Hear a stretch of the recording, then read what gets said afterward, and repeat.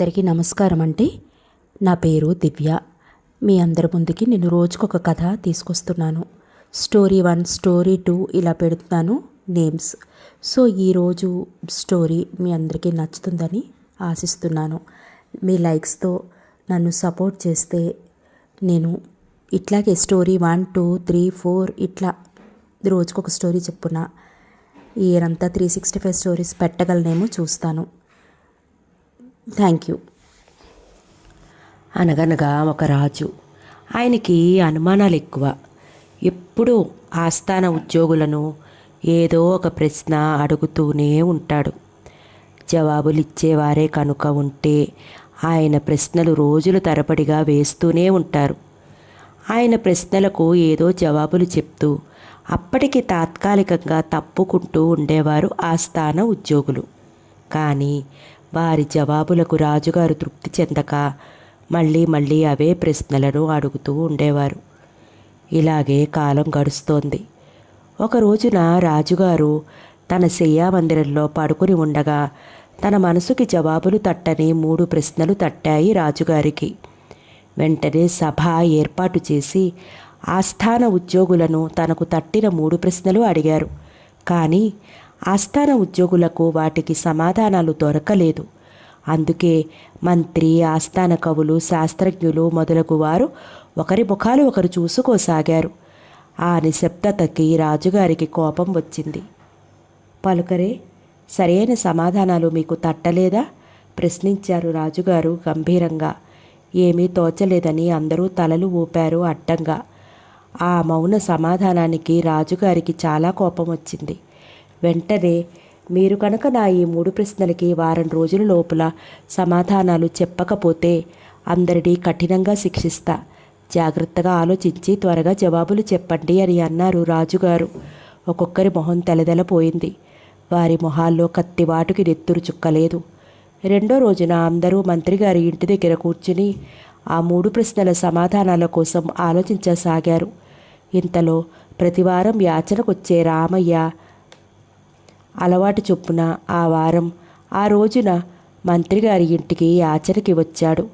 అక్కడ దృశ్యాన్ని రామయ్య చూశాడు.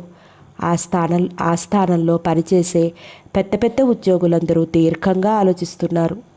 ఆ దృశ్యం రామయ్యకి చాలా ఆశ్చర్యం వేసింది.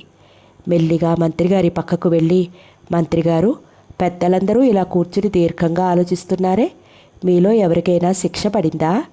అతని ప్రశ్నలకి మంత్రిగారికి విసుగు పుట్టింది. విసుక్కుంటూ, ఏమిటయ్యా నీ గోల? పానకంలో పుడకలా వచ్చావు? మా ఆలోచనలను చెడగొట్టడానికి? మా కష్టాలను నువ్వేమైనా తీరుస్తావా అని అన్నారు.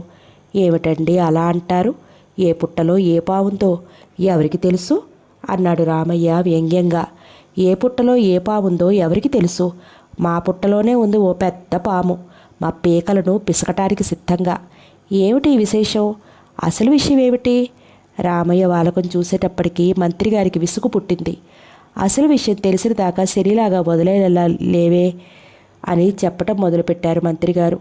నిన్న సమయం కాని సమయంలో రాజుగారి దగ్గర నుంచి అర్జెంటుగా రమ్మని పిలుపు వచ్చింది. వెంటనే అందరం కలిసి బయలుదేరి వెళ్ళాం సభకి. అంతకుముందే వచ్చి ఉన్న రాజుగారు మమ్మల్ని చూసి లోపలికి రమ్మనమని ఆహ్వానించి ఆసనాలు చూపించారు. కొంతసేపు నిశ్శబ్దం తాండవించింది మా మధ్య. తర్వాత రాజుగారు నిశ్శబ్దతని భంగపరుస్తూ మమ్మల్ని 3 ప్రశ్నలు అడిగారు, సమాధానాలు చెప్పమని. ఏమిటా ప్రశ్నలు? ఆగారెందుకు? చెప్పండి, నాకు తెలుసునేమో ప్రయత్నిస్తా. రామయ్య మాటలకు మంత్రిగారు మళ్ళీ చెప్పటం మొదలుపెట్టారు. మొదటి ప్రశ్న, నరకానికి స్వర్గానికి దూరం ఎంత? రెండో ప్రశ్న, ఆకాశంలో ఉండే నక్షత్రాలెన్ని? మూడో ప్రశ్న, ప్రపంచమంతకి నడిభాగమేది? ఇవి రాజుగారు మమ్మల్ని అడిగిన 3 ప్రశ్నలు. వీటి సమాధానాలు మాకు తోచక సమాధానాలు మేము చెప్పలేకపోయాం. రాజుగారికి కోపం వచ్చింది. వారం రోజులలో వీటికి సమాధానాలు చెప్పలేకపోయారంటే మిమ్మల్ని కఠినంగా శిక్షిస్తామన్నారు. ఇది సంగతి. మాకు దారేవి తోచక ఇక్కడ కూర్చుని ఆలోచిస్తున్నాం. మంత్రిగారి మాటలకి రామయ్యకి నవ్వు ఆగలేదు. ఫకారం నవ్వాడు. ఆ నవ్వుకి మంత్రిగారికి కోపం వచ్చింది. ఎందుకలా నవ్వుతావు? కోపంగా అన్నారు మంత్రిగారు. మీ పనులకి నవ్వు ఆగింది కాదు, ఎందుకా మీరు ఇక్కడ కూర్చుని ఆలోచిస్తున్నది అన్నాడు రామయ్య నవ్వుతూ. అతని సమాధానానికి మంత్రి గారికి సిక్కేసింది. రామయ్య, వీటికి సమాధానాలు నీకు తెలుసా ఆశగా అడిగారు మంత్రిగారు. ఓ తెలుసు. వీటికి జవాబులు ఎంత తేలిక. రేపు మీతో పాటు నన్ను కూడా సభకి తీసుకుపోండి. దీంతో రాజుగారు కొన్న జబ్బుని దెబ్బతో వదిలిస్తా. ఏమనుకున్నాడో రామయ్య అంటే. రామయ్య మాటలకి మంత్రిగారి సంతోషానికి పట్టపగ్గాలు లేవు. ఉసేవ్ అమ్మాయి, ఇవాళ రామయ్యకి మరి కాసిన బియ్యం ఎక్కువగా ధర్మం వెయ్యి అని అన్నారు మంత్రిగారు. ఆ సంతోషంలో మంత్రిగారి కూతురు వేసిన ధర్మాన్ని తీసుకుని రామయ్య అందరికీ నమస్కరించి వెళ్ళిపోయాడు. రేపు ఈ పాటికి మీ ఇంటి దగ్గర సిద్ధంగా ఉంటాను అంటూ. రాజుగారు విధించే కఠిన శిక్ష తప్పించుకుంటున్నామన్న సంతోషంలో అక్కడ ఉన్న ఆస్థాన ఉద్యోగులు సంతోషంగా తమ తమ ఇళ్ళకి వెళ్ళిపోయారు.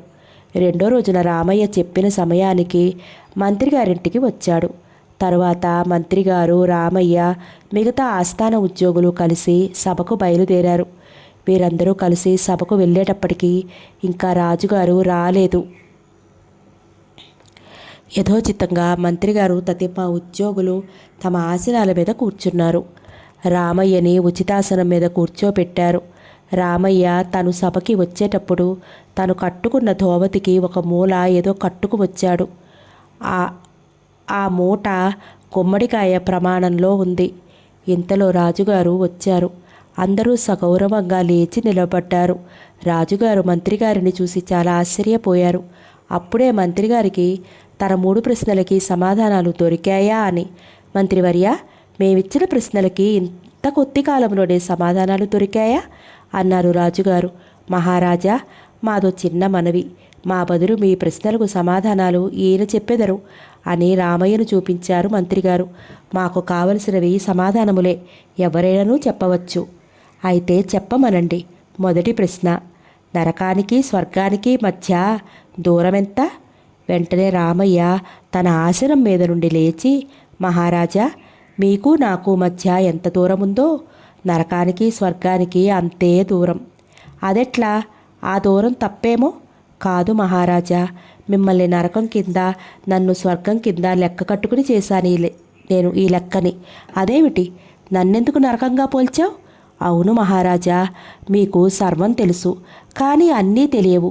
మీరు చాలా మూర్ఖుడిలాగా అప్పటికి తోచిన ప్రశ్నలు వేసి ఆస్థాన ఉద్యోగులను అడకత్తెరలో పోకలా బాధిస్తున్నారు కాబట్టి మిమ్మల్ని నరకం కింద లెక్క కట్టాను. ఈ రాజ్యంలో ఎవ్వరికీ తెలియని ప్రశ్నలకు నేను సమాధానాలు చెప్తున్నాను కనుక నన్ను నేను స్వర్గానికి పోల్చుకున్నాను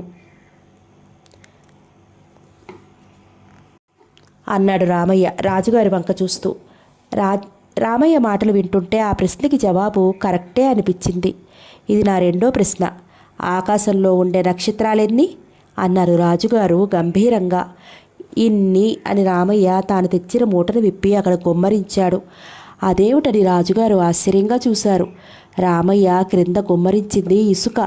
అదేమిటి, సంఖ్య చెప్పకుండా ఇసుక తీసుకువచ్చి ఇక్కడ గుమ్మరించి ఇన్ని అంటున్నావు? అవును మహారాజా, ఆకాశంలో ఎన్ని నక్షత్రాలున్నాయో ఎవరు చెప్పగలరు? అట్లాగే ఈ ఇసుకలో ఎన్ని రేణువులున్నాయో ఎవరు లెక్క చెప్పగలరు?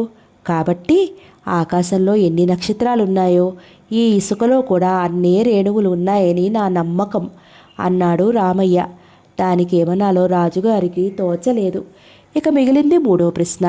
రాజుగారు రామయ్య వంక తిరిగి, ఇది నా మూడో ప్రశ్న. ప్రపంచం అంతటికీ నడిమి భాగమేది? రామయ్య ఆ ప్రశ్నకి కొంచెం సేపు ఆలోచించి, మహారాజా, ఈ మూడో ప్రశ్నకి జవాబు రేపు సెలవిస్తాను. నేను చెప్పినట్లుగా మీరు నా వెంబడి రావాలి ఆ నడిమి భాగాన్ని చూడటానికి. దానికి రాజుగారు సరేనన్నారు. అంతటితో సభ ముగిసింది. మంత్రిగారు మొదలగువారు రామయ్య తెలివికి మెచ్చుకున్నారు. ఆ రోజు సాయంత్రం రామయ్య ఒక గడను తీసుకుని ఆ పట్టణానికి 2 క్రోసుల దూరంలో ఉన్న ఒక ఇసుక దిబ్బ మీద పాతి వచ్చాడు. రెండో రోజు 10:30 కల్లా రామయ్య రాజుగారి దగ్గరికి వచ్చి, మహారాజా, నా వెంబడి రండి, ప్రపంచపు నడిమి భాగాన్ని చూపుతాను అని అన్నాడు. వెంటనే రాజుగారు బయలుదేరారు. ఆయన వెంబడి మంత్రి మొదలగువారు తప్ప ఇంకెవరూ బయలుదేరలేదు. రామయ్య రాజుగారిని తీసుకుని పట్టణం చివరికి వెళ్ళాడు. అక్కడ నుంచి పొలాల్లో నడిపించసాగాడు. అంతకంతకు రాజుగారు నడవలేకపోతున్నారు. అందులో అది మిట్ట మధ్యాహ్నం, మంచి ఎండాకాలం. చివరికి ఎలాగో ఆ ఇసుక తిప్పకు దగ్గర వచ్చేసరికి రాజుగారికి తల ప్రాణం తోకకొచ్చింది. రామయ్య అంతటితో వదలక ఆ మాట ఈ మాట చెప్తూ ఆ ఇసుకలో ఆ దెబ్బ చుట్టూ ఒక ప్రదక్షిణం చేయించాడు.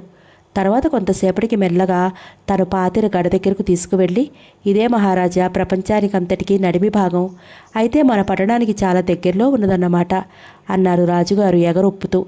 అవును మహారాజా, మన రాజధానికి చాలా దగ్గరలోనే ఉంది అన్నాడు రామయ్య వ్యంగ్యంగా. ఆ ఎత్తి పొడుపు రాజుగారికి అర్థమైంది. చాలా కోపం వచ్చింది ఆయనకి. ఒక పేదవాడు తన్నా ఎత్తి పొడిచేది. కానీ వెంటనే తను వేసిన అర్థం పట్టం లేని ప్రశ్నలు గుర్తుకు వచ్చేటప్పటికీ ఆయనకి సిక్కేసింది.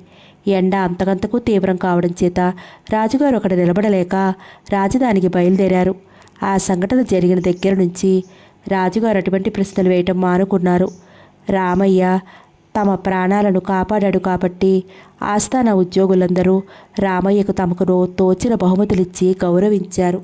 అంతటితో రామయ్య పేదరికం పోయింది. సమాప్తం. మళ్ళీ ఒక మంచి కథతో రేపు కలుసుకుందాము. దయచేసి లైక్, షేర్ అండ్ సబ్స్క్రైబ్. నాకు చాలా సపోర్ట్గా ఉంటుంది. ఇంకా మంచి మంచి కథలు ఎంతో ఉత్సాహంతో మీ ముందుకు తీసుకువస్తాను. Thank you.